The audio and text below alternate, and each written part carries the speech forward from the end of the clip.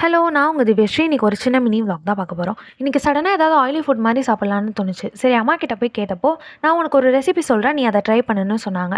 என்ன ரெசிபின்னு கேட்டப்போ, மைதா மாவில் போண்டா ரெசிபின்னு சொன்னாங்க. சரி, அம்மாவே சொன்னதுக்கப்புறம் என்ன கிச்சனில் போய் எக்ஸ்பெரிமெண்ட் பண்ண ஆரம்பிச்சிடலான்னு போயாச்சு. முதல்ல ஒரு பவுல் எடுத்து 3 டேபிள் ஸ்பூன் ஆஃப் கர்டு ஊற்றி அதை நல்லா மிக்ஸ் பண்ணிவிட்டு ஜீரகம், தேவையான அளவுக்கு உப்பு, ஒரு பிஞ்ச் பேக்கிங் சோடா எல்லாத்தையும் போட்டு நல்லா மிக்ஸ் பண்ணிக்கோங்க. உங்களுக்கு தேவையான அளவுக்கு காரத்துக்கு ஏற்ப மிளகாய் போட்டுக்கலாம். நான் இன்றைக்கி ஒரு மிளகாய் தான் போட்டிருந்தேன், காரம் கரெக்டாக இருந்துச்சு.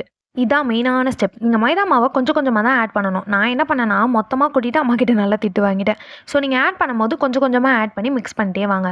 இன்கேஸ் உங்களுக்கு அது ரொம்ப ட்ரையாக இருந்ததுன்னா கர்ட் ஆட் பண்ணி நல்லா மிக்ஸ் பண்ணுங்கள். ஸோ தட் கரெக்டான கன்சிஸ்டன்சி வந்துடும்.